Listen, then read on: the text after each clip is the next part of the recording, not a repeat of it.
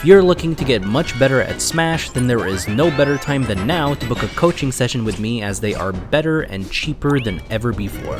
You can also click the link below to become a Metafy member and get $10 in monthly coaching credit, get access to all of the exclusive content on Metafy, as well as directly support me to keep making content. Meta Knight is a very uncommon yet amazing character. He's potentially got the best recovery in the game, some of the best edgeguarding tools, an amazing whiff punish game, and has a ton of touch of death combos. He might lack in range, but his frame data is incredible, and his 5 double jumps together with his fast fall speed allows him to mix up his landing game super well. His neutral is one of the easier parts to master and can be played in 2 ways. The first way to play it is to full hop and double jump mix up straight above and around the opponent to threaten to land on them and begin a combo. You typically want to double jump with down air just outside of their full hop height, so you are harder to anti-air. And either choose to approach with neutral air, whiff punish them with neutral air if they miss a move on the ground or even miss an anti-air, land and grab if they shield as a mix-up, or just retreat. Either way, because you have 5 double jumps to mix up with, it'll make it very hard for the opponent to predict when you'll land, and it'll be very hard to react to as well because of your fast fall speed. However, Meta Knight will always be able to react to the opponent. This means that in a lot of cases, this might force the opponent to act first against these jumps, and you'll want to respond as well as you can, assuming you space your jumps well. This type of neutral might not work very well if the opponent has very threatening up airs, such as Pyron Mithra, Donkey Kong, or Corrin, and instead, it might just be better to stay grounded the majority of the time. So, the second way to play neutral is to remain grounded. Because Meta Knight is primarily a bait and punish character, it means that you don't need to rely on a heavy shield pressure playstyle, or a heavy callout playstyle. And instead, it's all about finding the burst range and play a reactionary game to find whiff punishes and landing punishes with dash attack. Being ready to step into burst range and step out of it is incredibly important, as stepping into burst range might make the opponent approach you with safe aerials or quick callouts, and by dashing away, you'll put yourself in a position to potentially whiff punish it. Eventually, you'll also want to react with dash attack against opponents dashing and not being ready to shield if the risk reward is worth it. Knowing how to perform an instant dash attack is important, which is done by dashing and C-sticking forward at the same time. And of course, once you start conditioning shields because of dash attack, you'll be able to dash grab and get a big opener as well. If you stand at burst range and dash in with down tilt, it'll auto space the move and safely pressure the opponent as a mix-up. You could also mix up with a short hop back air, spacing it and fast falling it so it safely pressures as well. This safe pressure, along with the fear of getting hit by dash attack or grab, will condition jumps, which might allow you to punish their landing instead. Another important part of bait and punish is shield dashing, which allows you to, from burst range, step into mid-range. At mid-range, grab won't reach. Instead, it's where your quick out-of-shield options are now a threat against bad shield pressure or jumps, as well as you could just unshield and safely pressure with down tilt. You can obviously also shield dash into close range, where it's now a quick rock paper scissor between grabbing a shield, quickly neutral airing, or just simply jumping at close range and mixing up from above. From time to time, you'll also want to mix up with rolls to get behind an opponent and whiff punish from there. Or you mix up with dash jab, walks into tilts, and even short hop back air to anti-air a short hop and start a combo. You could even full hop forward air to anti-air full hops, which allows you to retreat with down air if you miss it. If the opponent struggles with both of these neutral playstyles, then you'll obviously want to mix them up really well and try hitting what you need to hit in order to get the kill at the right percent. As for other safe moves, dash attack at close range is usually safe because of the cross-up. Forward air and back air can be spaced and relatively safe with a slight delay. Forward smash can also be safe unless the opponent's jumped. The safest aerial, however, is neutral air. Even with no spacing, as long as you land it as low as possible, you'll be able to spot dodge, jump, or dash away to avoid the grab, and even down tilt right after to beat the grab.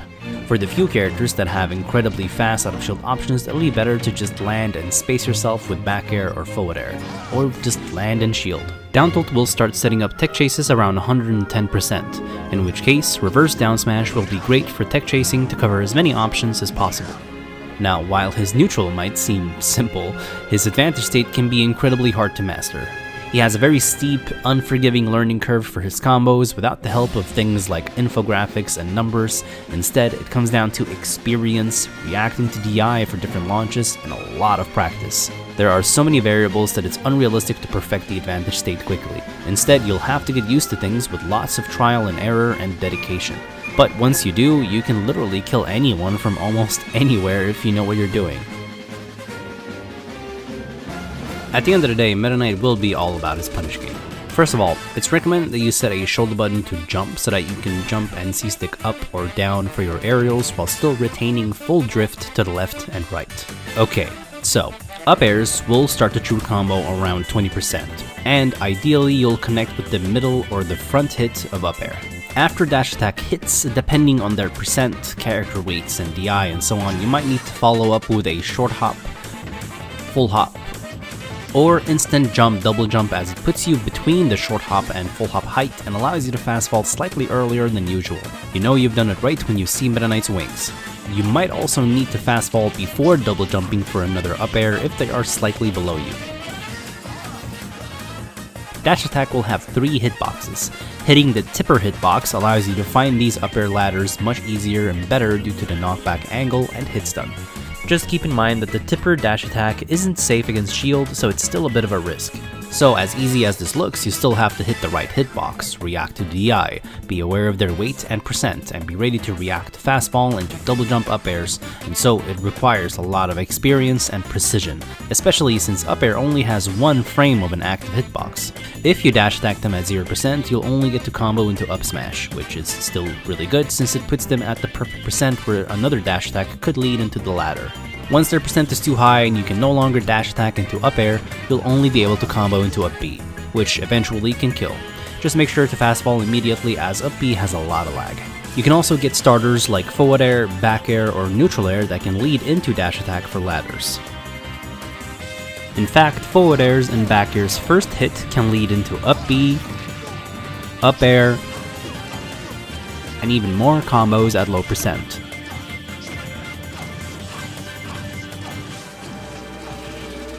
The second hit of forward air can also lead into combos such as up B, down tilt, or up tilt.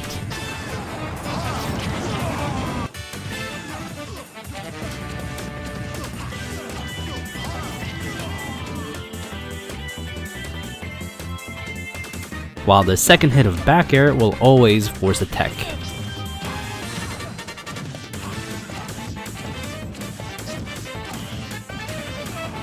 Dash grab will be a bit harder to get, but will have the potential to kill at 0%. As if most characters don't DI or DI in, you can short hop, slightly delay and fastball the neutral air, and follow up with a dash attack which might lead into the ladder. DI away or down and away might still work on a few characters, but it definitely won't work on fastballers. So instead, you'll have to delay and time your dash attack against their landing. And because they're still at a pretty low percent and fall fast, the follow-up that you'll specifically need to go for is either doing an instant jump double jump up air, fast fall to the ground while using a second up air to reset the ladder. Or you do the forbidden reset, which is very hard and precise as you need to short hop up air, fast fall, and double jump up air without landing, and then up air fast fall as a reset. Otherwise, around 20%, down throw can also simply lead into up air if they DI in, or if they DI out, you might be able to dash in to short hop up air. If it doesn't work, you can try to down throw into dash attack. Before 45%, DI won't work, but they could slightly SDI down and away, in which case you'll need to drift slightly forward to follow them. If they SDI in, you'll need to either not drift or drift slightly back depending on their position. At around 45%, up air begins to launch into tumble, which means now they'll be able to DI and you realistically won't be able to connect enough up airs to complete the combo.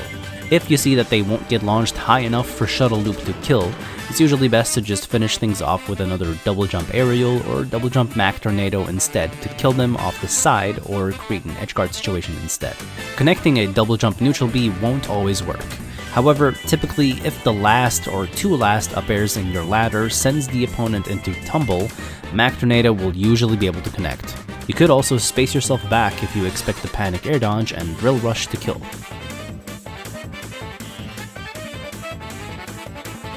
There are a ton of different up air resets onto stage or onto platforms that are just done to damage the opponent and getting them closer to the blast zone before starting the real ladder. But they are so specific and you'll realistically get better at finding and executing them through spending more time playing Meta Knight, as eventually you'll be able to react to launches better and better as things like DI, weight, and scaling, and so on will all make a slight difference. And sometimes even with a reset against some fast fallers, they'll still be too low and you'll have to just finish it off with a dash attack or anything else. The most common resets are short hop up air, double jump up air into fast fall up air, short hop up air, fast fall, double jump up air into fast fall up air, also known as the forbidden reset. Instant jump, double jump up air into falling up air, short hop up air, double jump up air twice, fast fall up air onto a platform, or full hop up air into fast fall up air. Finally, if you do want to full hop and buffer an up air to be able to still get a second up air just before landing on a platform, it is recommended to set tap jump on. It makes full hopping with a quick up air so much easier, as you basically just have to tap, jump, and press A after. Then start using a shoulder button for the double jump with C-stick up. For instant jump double jumps, it'll usually be better to stick with double tapping the jump button and pressing A and then fast fall and C-stick upwards, which allows you to stay under the platform if you need to. Short hopping up air and then double jumping the next up air locks you on the platform, which is another reason why you want to use instant double jumps, since it can keep you going with double jumps without getting stuck. In general, floaty characters will be much easier to combo, and while it's still possible to hard combo fast fallers, it's just much harder to do in terms of execution, since it requires a lot more instant jump, double jump, and forbidden resets. Alright, the next essential combo to master is the bridge combo, which basically is just a combo that leads them off stage for a kill. The bridge combo, just like the ladder combo, is hard to break down, and it's equally complex, precise, and will sometimes just require you to have a good amount of experience, a good understanding of the opponent's character traits, and good reactions, as there are many variations. Typically, these bridge combos will start at an earlier percent than ladder combos and will be a bit more tight and hard to pull off, as instead of focusing on up airs, instead you'll focus on down airs, which have less frame advantage, and a few occasional up airs. Reverse down air will only be better because back air hits much harder and comes out 2 frames faster than forward air. The easiest and most consistent starter will be down throw from around 10 to 15%. Dash attack into short hop up air ladder starters can transition into double jump down air, landing neutral air from around 5 to 10%. Forward air 1 from around 25 to 30%, a down tilt trip or a jab lock from around 15 to 20%, a shuttle loop ledge snap from around 15 to 20%, or a ledge trump, which allows you to begin a bridge combo with down air at low percents, or you begin the bridge combo with up air at mid percents. In fact, you could even just short hop or full hop down air out of shield, and as long as the opponent slides off the stage, you can fast fall down air and potentially start a bridge combo. The spacing and awareness of when to double jump with your down air or up air will be the super important part. After down throw, be ready to dash in and do a turnaround full hop into down air. Then fast fall and down air. You'll need to assess their positioning and react accordingly. If they are above you, perform a fast fall, double jump up air, and go into the ladder. If they are below you, continue with a double jump down air, and finish it off. During the bridge combo, however, it is typically better to use as little down air as you need. Putting yourself in a position to find up airs is what you really want, because down air has less advantage, meaning they have a bigger chance of escaping with fast options. Even if you don't get the kill, you could try to just normally edgeguard as well. Mac Tornado will be especially good if you read double jumps, especially if you mash the button which makes it go high. Anyways, practicing these ladder combos and bridge combos and experimenting on what works against different characters in training mode and in-game against real players is one of the main things to do in order to start mastering this character. Getting used to different percents, STI, weights, and so on takes time. The payoff, however, is worth the effort, since you'll get rewarded with taking stocks at significantly earlier percents than most of the cast. Just keep in mind that after 40-50% till around 100%, Meta Knight won't be at his best and has to play a lot more honest to keep up. Meta Knight's special moves are all amazing at what they do. Tornado speaks for itself, as it's primarily used for edgeguarding, and because of it being a long-lasting hitbox, it'll beat out a ton of recoveries. It'll also auto-cancel if you end it just at the right distance above ground. All of his recoveries are amazing. Up B, however, will be more vulnerable if you just regularly recover with it rather than doing a reverse up B, which keeps you safer and less likely to get hit during the recovery. Reverse up B will also only hit once before it snaps the ledge, so if you manage to hit it against other characters, then you'll be able to combo from it. Using up airs during your double jumps lets you safely jump backwards without turning around during the double jump to line up easier for a reverse up B. Shuttle Loop will have a sweet spot on the startup and a sour spot as Meta Knight rises. The sweet spot on the hilt will launch opponents higher for the second hit to kill earlier. However, it sends into tumble, meaning the opponent can DI and potentially fall out of the second hit, so while it kills earlier, it's riskier. The sour spot won't launch them into tumble, so you guarantee that the second hit will hit. With Drill Rush, most of the utility comes from understanding all of its quirks. For starters, it's usually the go-to option for recovering because of its active hitbox and because it goes the farthest. It can also allow you to reverse edgeguard opponents by recovering from above downwards, and if you grab the ledge before the last hit, you'll spike the opponent for a guaranteed kill most of the time. In fact, this can happen if you drill rush down even without grabbing the ledge. This can be done from on stage as long as you full hop double jump into side B and then angle it down to the ledge, and will be a somewhat safe way to try stealing stocks. You can even keep holding down the control stick to extend the drill rush even further, and as long as Meta Knight's wings are still touching the ledge, you can release the control stick to snap the ledge. Alternatively, you can also try to stage spike opponents by recovering on the side of the stage instead, which bounces you up to the ledge. Teching this is easy since there's a long pause during the last hit, but it is possible to mix up the timing for it by delaying when the finisher comes out. If you drill rush towards the stage without holding any direction on the control stick, you'll just keep drill rushing. But once you tilt the control stick up, you'll force the finisher to come out at any time.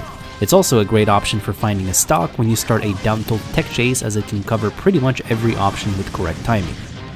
It's also not that bad if you end up hitting a shield, as it pretty much has just as much lag as his jab. You could even cross up their shield if you hit the top of the opponent's shield. Dimensional Cape is another recovery option.